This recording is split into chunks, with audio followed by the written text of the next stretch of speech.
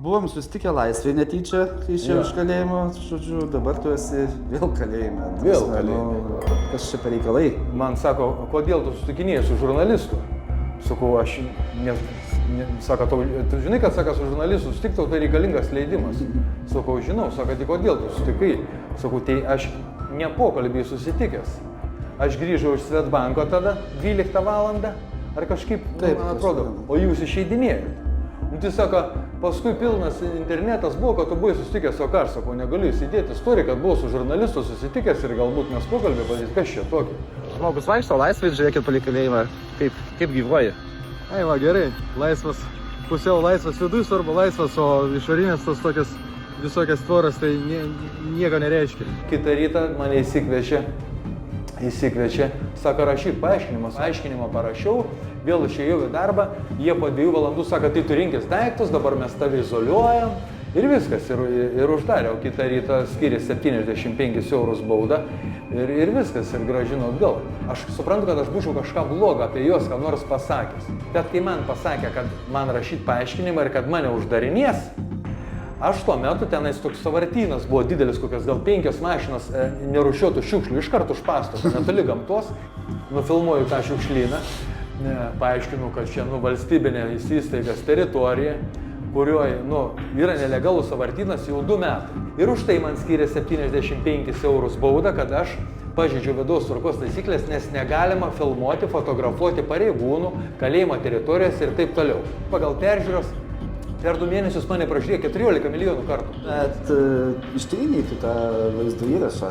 Ištryniau, kad nesako, čia pilnas internetas, buvo reikia ištrinti, žinai. Žmonės, kurie pamatė tą bardaką, nusintė tos video į Teisingumo ministeriją. Tie žmonės, kurie tuos filmuotus vaizdus nusintė Teisingumo ministeriją, jie gauna padėką iš Teisingumo ministerijos už pilietiškumą, o aš gaunu baudą už pilietiškumą. Štai, kad tu nepranešai Teisingumo ministerijai. Teisingumo ministerija, jeigu mane žiūrit, tai gražinkit man 75 eurus, nes aš irgi pilietiškas ir pasakykit, kad tą nuobaudą panaikintų, nes aš pilietiškas žmogus. Padariau tiek daug gerų dalykų, čia mažai nuteistųjų tiek gerų dalykų padaro ir jie turėtų džiaugtis, kad dar yra tokių žmonių kaip aš, kur gali parodyti pavyzdį, kad žmogus po tiek metų turi galimybę šią atsitiesti, kažką gero nuveikti visuomeniai. Esmė ta, kad Lietuvos kalėjimų tarnybos tikslas yra bausti, užkardyti, padaryti, grąžinti. Reikia nepamiršti, kad tą kalinį reikia ir integruoti, resocializuoti, jam reikia padėti veikti priklausomybės,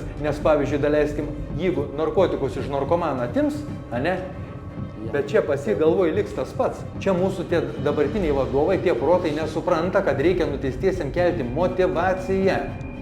Nes tiek mažą vaiką, kad auklėjai, ar gyvulių dresiruoji, jiem duoda skanukų. Žinai, juos paskatini. Tai ir čia tas skanukas toks paskatinimas. Papildomai išvykti namus, gauni ten, žinai. Taip, dabar. Žmogus tada yra skatinamas gerai elgtis, o dabar tų paskatinimų kažkaip gaili. Jiem geriau, kad niekas nevyktų niekur. Gali būti todėl, kad pareigūnų daug trūksta, geriau visus surinkti, prigazdinti, jeigu žingsnis ne taip, mes jumis iškart bausim. Tai tie 2 mėnesiai, kaip to praėjo laisvėje? Matai, po 17 metų išeiti, žinai, į tą tokią, erdvę. Koks vaikštai, kaip dairais, viskas įdomu. Kitam pasaulyje. Sutinki, pavyzdžiui, žmogų, kaip ir matytas, kaip ir supranti, kad tu kažkur su juo tikrai buvęs kažkur, bet negali atgaminti, kur tu su juo buvęs, žinai. Arba užeini į parduotuvę, žinai. Aš galvoju, reikia suvalgyti ledų, o ten kokį 30 rūšių ir galvoju, kaip išsirinkti dabar, kurį ledą pirkti. Ar tai paprasti dalykai. Pavyzdžiui, pas mūsų vienos rūšies makaronų, o ten 40 rūšių makaronų. Ir kaip jas išsirinkti. Ir plius dar galvoju, kaip čia pigų viską, žinai, per pusę pigiau. Ai, taip, negu kalėjime. Kaip visi sako, kaip laisvė brangu, galvoju, jūs nebuvot kalėjime, kaip čia pas mūsų kainuoja, žinai.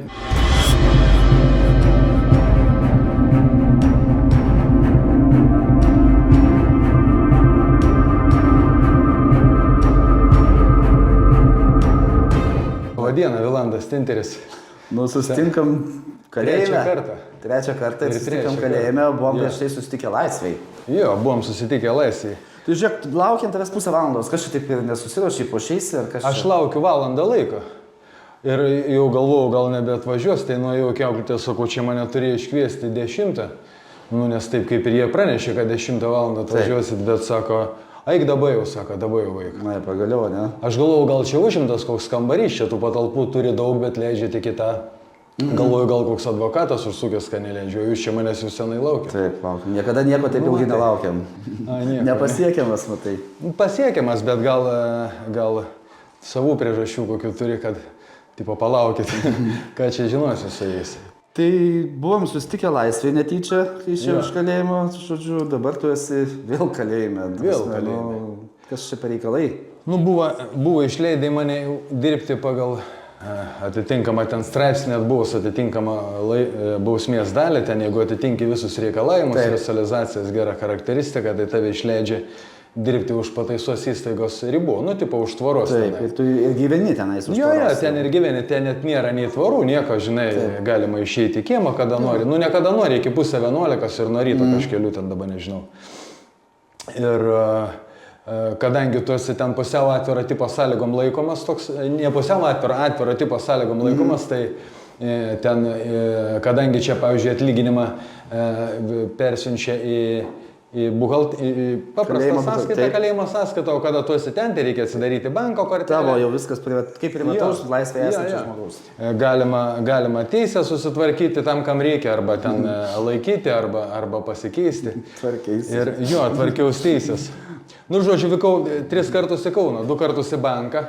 Neskubėkit tada. Tai kiek tu buvai toj laisvėje, toje atviroje? Tai 2 mėnesius. 2 mėnesius. 2 mėnesius.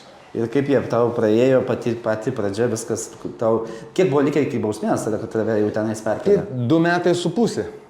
2 metai su pusė iš 19. Iš 19. Nebėra, ne 2,5, ten 2 metai gerai likę ir viskas.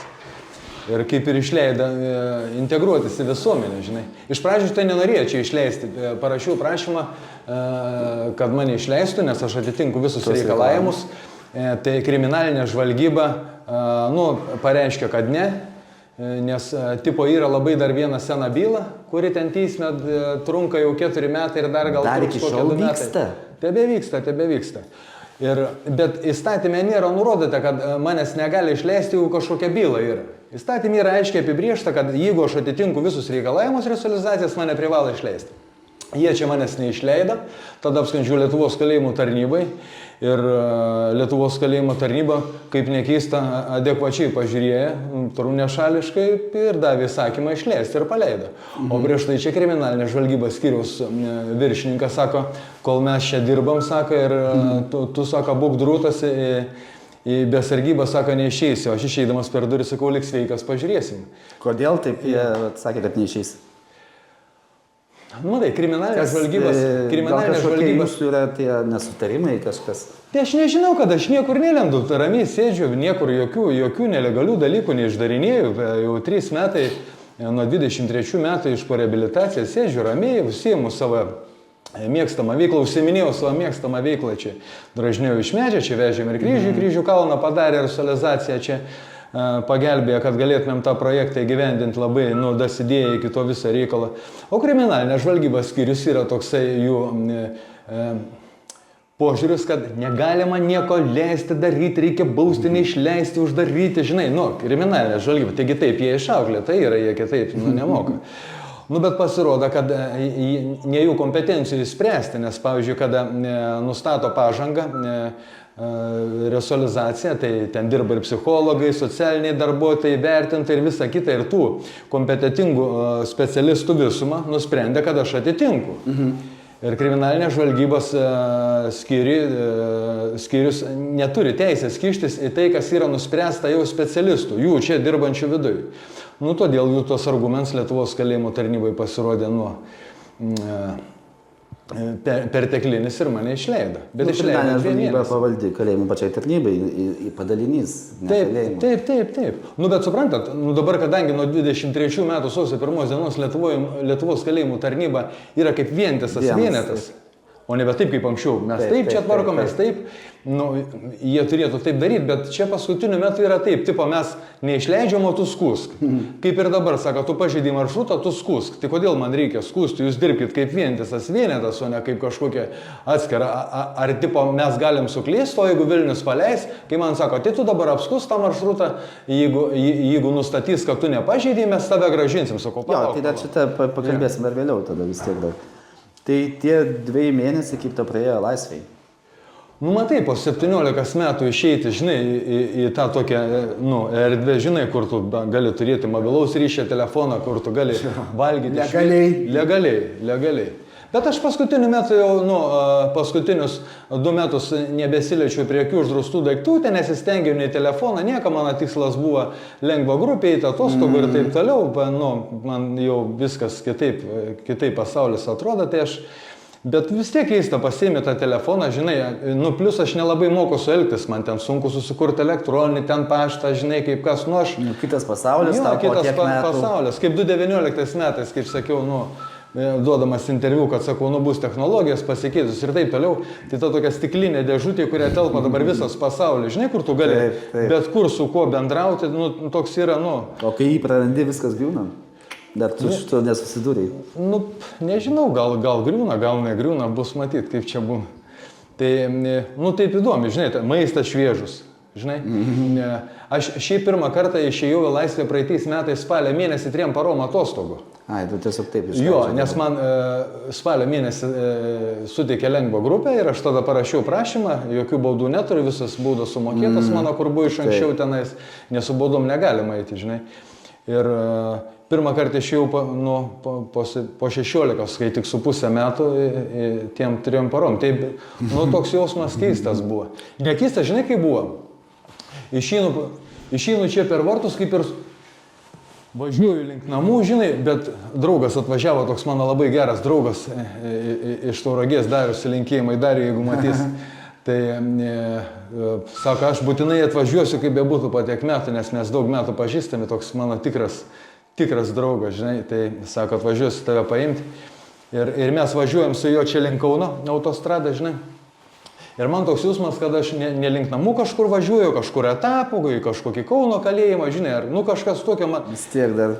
Akis mato, kad tu laisvai, bet smegenis tiesiog nepriima ir viskas. Nu ir grįžau namo, įėjau į namus, mano mama buvo 20 metų emigracijoje Anglijoje ir buvo nesenai būtų nusipirkus Kuršėnuose, tai dar visas bardakas, žinai, daiktai iškrauti, žinai, dar baldų net nebuvo ant žemės mėgau, bet vis tiek namuose, žinai. Jo, tas miestelis toks žiūriai susitvarkęs, žinai, visur tilteliai pėsčiųjų padaryta, pakrantė gražiai. Nu, per tiek metų dabar aplamai visą Lietuvą gražiai susitvarkiusi, kiek pastebėjau.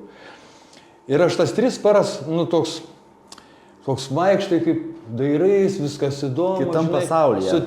Sutinki, pavyzdžiui, žmogų, kaip ir matytas, kaip ir supranti, kad tu kažkur su juo tikrai buvęs kažkur, bet negali atgaminti, kur tu su juo buvęs, žinai. Ar jisai draugas tavo kažkada gal koks buvo, nu, ne draugas, geras, pažįstamas. Man sako, sveikas, sako, nesenai čia apie tave kažkaip dar pakalbėjom ir matom, galvoju, o kas tu toks, žinai. Ir aš nedrįstu klausti, sakau, nu, man nemandagu, žinai.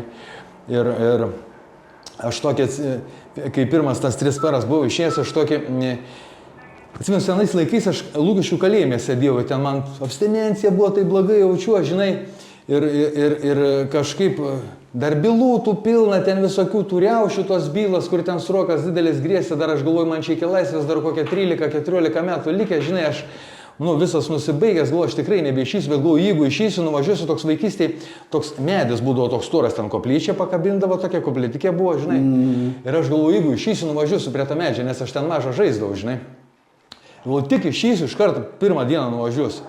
Bet pirmą dieną, kaip parvažiavau, nebuvo laiko, kada nuvažiuoti, buvau įsiregistravęs pas stomatologą greit, nes, laisvė dantis tvarka, o čia nelabai turi tų lėšų, žinai, tiem dantim tvarkyti, uždėl dėka ir vaikšta be dantų, žinai. Valstybė netiek skiria, arba gal skiria, gal netakeliauja, neaišku. Tai va, nuvažiuoju prie to medžio ir toks, toks jausmas, galvoju, vis tiek išėjau, žinai. Vis tiek išėjau. Galvojau, kad niekada nebeišys, bet galvoju, vis tiek išėjau. Nuvažiavau ten į savo senus namus, kur jau dabar tie namai parduoti kitiems, žinai. Toks įėjau, toks, negerai taip viduj pasidarė. Galvoju, iš čia taigi mane išvežė, žinai, tą dieną, kaip mane suėmė, žinai. Ir ten tiem žmonėm, kadangi pats čia pradėjau visokius dirbinius iš medžio daryti, gal jūs radot kažkas iš senų dalykų, kas čia buvo tam name, nes sodyba kaime, žinai, gal žaislų kokį radot, galvoju, gal savo kokį mažens žaislą rasiu. Sako, buvom radę, bet išmėtėm, skoblemba kaip gaila. Tai ten radau tokį seną surūdijusi kirvį tokį, žinai, ant senelio laikų, žinai, dar kažkokius kelius metalinius daiktus, sakau, gal aš pasimsiu, galit, parsivežiau. į miestelį pas save gal kada nors padarys kokią dekoraciją gražią, žinai, išies. Tai va, ir toks, rytą atsikeldavau, išeidavau ir vaikščiau. Tie turbūt, kur žiedavo, aš nesupyko, jie taigi paleidžia, turbūt galvoja, kada jisai sustos vaikščioti. Nes aš varyti iki vaikščioti. Jo, gapas, aš ir suku ratais. Pamatau, čia kažkur pažįstamas liktai gyveno, žinai, užeinu, žinai, sakau, labą dieną šitas gyvena, sako, ne, čia jau nebegyvena, žinai. Sakau, atsiprašau. Užeinu pas kitą, žinai, sakau, čia tu, ai čia tu, sakau, net pažinau iš karto, žinai, va toks va jausmas. Arba užeinu į parduotuvę, žinai.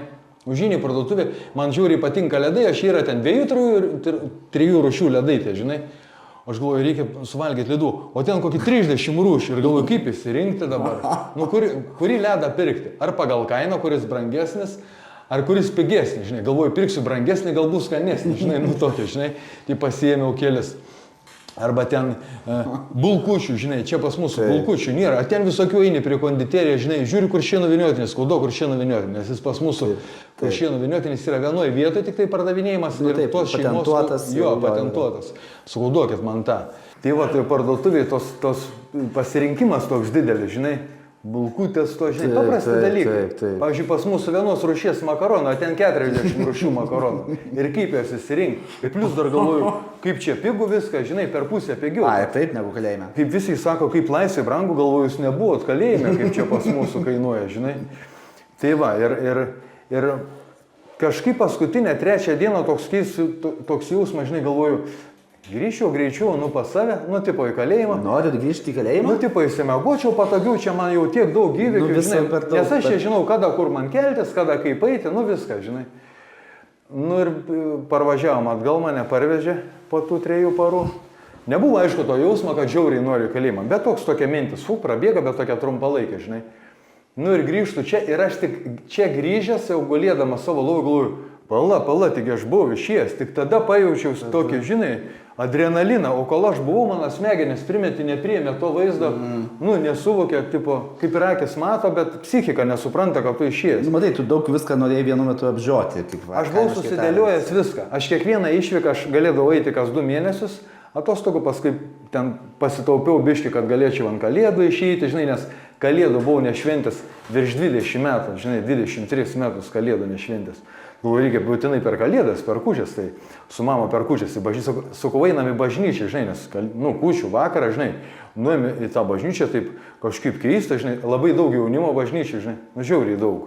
Anksčiau, atsimenu, babutės eidavo į tą bažnyčią, visi pagyvenę, o dabar labai daug jaunimo, su vaikais, suėję, žinai, daug minios, tai pabuvom, pavaikščiom po miestą, nuėjom prie eglės, su mama nusipaveikslam, žinai, ir toks geras jausmas po tiek metų, žinai, išėti. Jau 2 kartą, 3 kaip išidinėjau, jau kitaip. Jau kitaip, jau matęs, pripratęs jau vis tiek. Jo, ir po naujų metų mano tas buvo tikslas išėti už tvoros dirbti, nes aš kaip ir mane šiandien išleido, aiškinu, sakau, tai jūs norit mane išleisti po 19 metų, taip tiesiog išmesti gatvėje tipo ir reik, tai man reikia pabiškiai integruotis į visuomenę, priprasti prie tos laisvės po truputį, žinai, nes jeigu staigiai išmesit žmogui didelis šokas, jūsų tokia pareiga.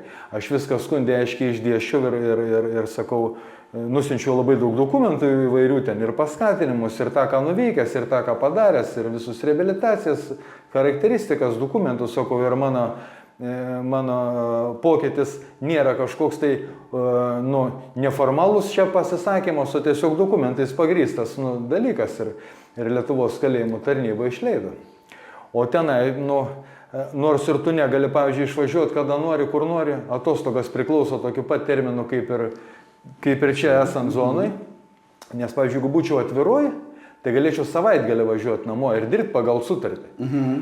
Šį pagal tą įstatymą, kur pagal šiam 9 straipsnį bausmių vykdymo kodeksą išleidžia dirbti už tvoros, aš pagal tą įstatymą išėjęs, tai aš turiu teisę dirbti už tvoros pagal sutartį. Bet prieš išeinant jie duoda tokį popierį pasirašyti, taigi, kad sutinki dirbti pasiūlytą darbą. Ir jeigu tu pasakysi, aš nesutinku pasiūlyti, aš dirbsiu pagal sutartį, tavęs tiesiog neišleis. Taip daro. O tai koks tas pasiūlytas gali būti darbas? Tai toks ūkio skyrius, žinai, ten aplinką tvarkyti, patalpos tvarkyti. Ne, tokie paprasti buitiniai dalykai. Ten yra ten... Tai gerai, o tai ką tu sutikai, tu neturėjai pasirinkimo? Tai neturėjau pasirinkimo, taip. Tai man nėra skirtuma, kad man svarbu, kad laisviau, koks man skirtumas, kad ten dirbti, aš čia neišrankus esu.